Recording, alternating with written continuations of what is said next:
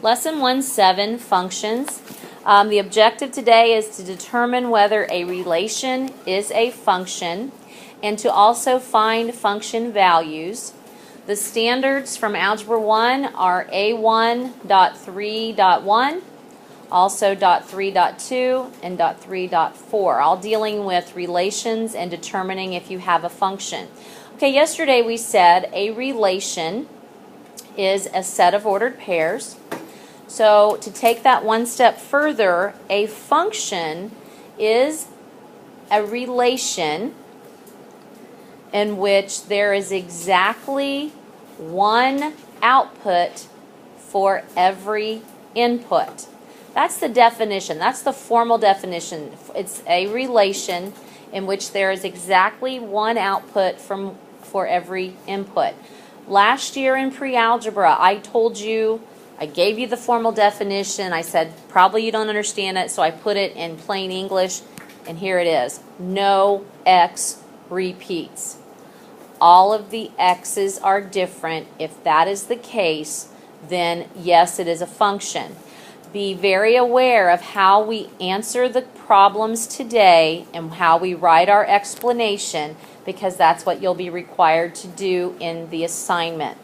So we are starting off with looking at some relations, and you have to determine if they are a function. So to begin with, example A, it is a set of ordered pairs in a list.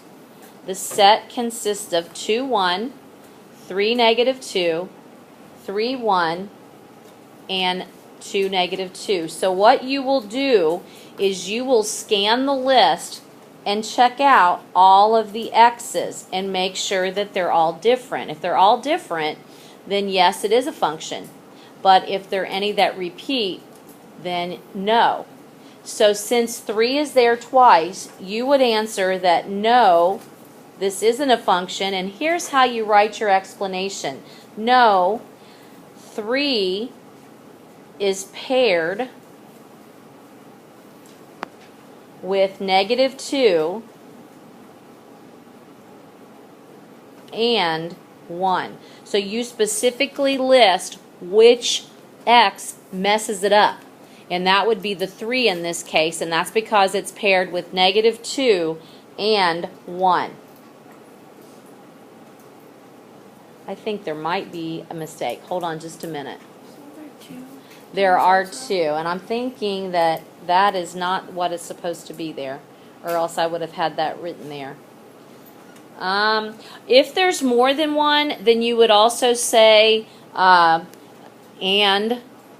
Okay, I'm thinking that one of those is supposed to be a negative, and there must be a typo, but I'll go ahead and do it this way. And 2 is paired with 1 and negative 2. Since there are 2 like that, there's 2 2's. In case that would happen, you could do that. Of course, it would only take one set to eliminate it from being a function, but you might as well go ahead and mention 2 of them. All right, example B. So from a mapping, you have to determine if all the x's are unique. They don't repeat. So if I look at my mapping, my negative 2 goes with 3, so that one's by itself. My negative 1 goes with 2, and it also goes with 0. Okay, so that tells me that that repeats. So I would say no, reason being negative 1 is paired with 2 and 0. And that's what keeps it from being a function. So it's just the x that you have to be concerned with repeating. The y could repeat. That one wouldn't matter. You just look at the x's. All right. So that's looking at relations in a list, in a mapping. You might also have them given to you in a table. Now we're going to look at graphs. And with a graph, we have this special test that you use to determine if you have a function or not. It's called the vertical line test, and we did look at this last year in pre-algebra. A vertical line test is testing if a graph is a function if any vertical line touches the graph in 2 or more points at a time. It is not a function, because if it does do that, that means those x's would repeat. So it's still along the same lines. It's still all dependent upon those x's if they're all different. So you will imagine putting vertical lines down through the graph and checking if it touches in more than one point at a time. So let's look at a couple of graphs. Example C and D. Is it a function? So what we're talking about is imagining putting vertical lines through the graph. And we're not talking about the black, let me do this. We're not talking about the axes. That doesn't count. Okay, the axes that I'm reinforcing here in black, I'm not talking about that part. I'm talking about the part that would be drawn here in red. Okay, that's the part I'm talking about. So imagine putting vertical lines through this from left to right. You're drawing these, and you imagine how many places it touches the red part. So there's one spot on that one, there's one on that one, there's one on that one, there's one on... Nowhere does it touch more than 1 point at a time. So this one would be, is it a function? You would say yes, and your answer is simply it passes, and you may abbreviate VLT, vertical line test.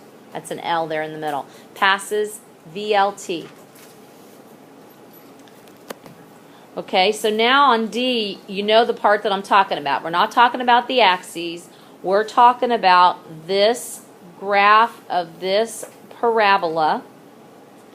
I'm going to put my vertical line through here, and I can stop with this one right here because that vertical line touches here and here. So it did more than one. So you would just simply say, is it a function? You would say no, it fails the VLT. It fails the vertical line test. All right, questions. Olivia. You got it? If it touches more than one spot on a vertical line, it fails. It's this way. I was confused. Okay, okay. Ben. So you can't like go across. You always have to go down. Vertical. It's a vertical line, yes.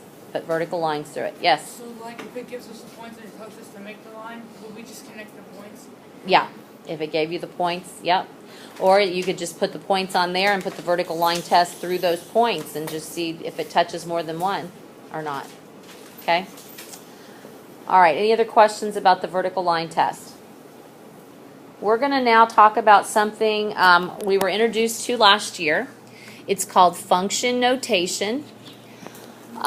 When you have an equation of the form y equals something and there's a variable or two on the right, that is your equation, and y would be the dependent variable upon the x. Okay, we've talked about that a little bit. But function notation now. Function notation is where instead of putting a y, you substitute in an f of x. Okay, so instead of y equals 2x minus 3, you would put f of x equals 2x minus 3. Now, notice how this letter now matches that letter. You see that? So what they're going to do with this is they're going to write these things in function notation, and they're going to ask you to evaluate the function. And what they're going to do, in place of this x, they're going to stick a number in there, and they're going to tell you to evaluate it. And whatever number they plug in there in place of x, that's what you plug into the problem.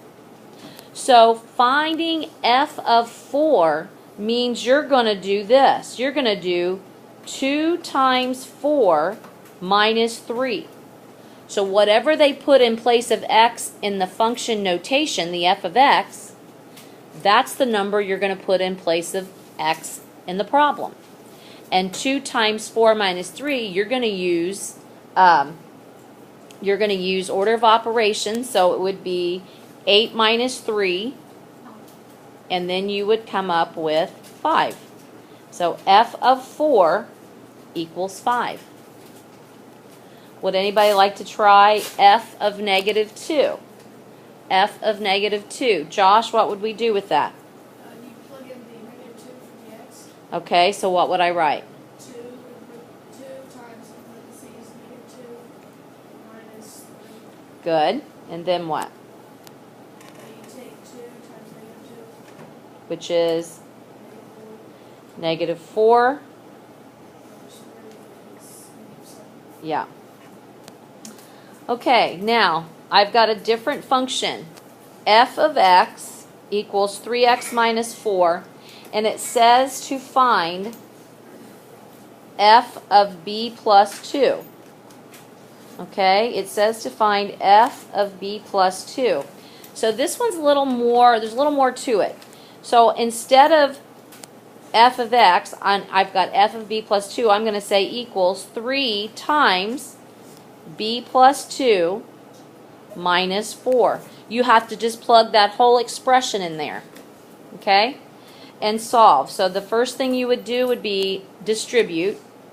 So 3b plus 6 minus 4, and then simplify as best you can, which would be 3b plus 2. Okay,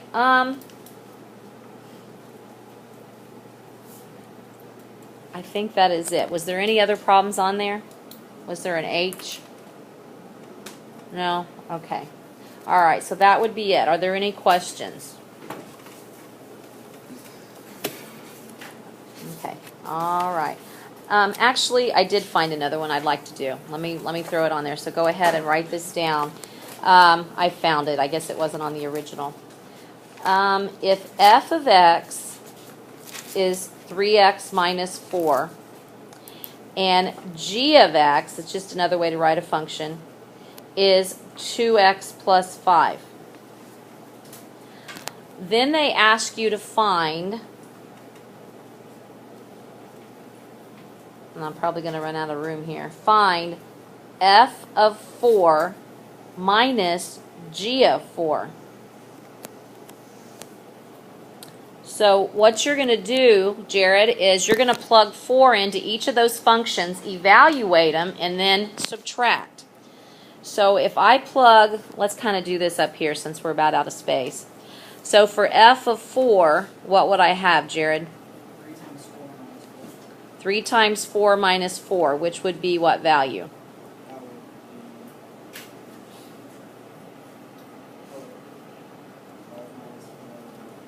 12 minus 4, which is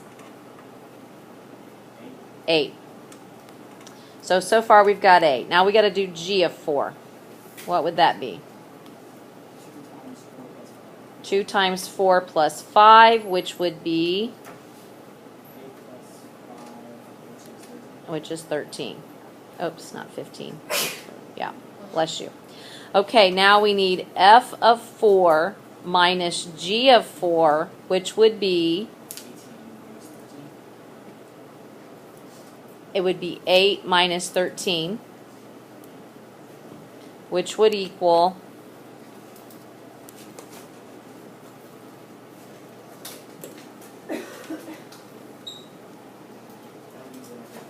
negative 5. So you would have to show me that work. All right. Any questions? Yes. What's that? Do it in one equation. Well, you would do each part separately and then do the final part in one equation. See what I'm saying? You'd do the f of 4 separate from g of 4. Oh, could you write it in one line? Yeah, you probably could. You probably could.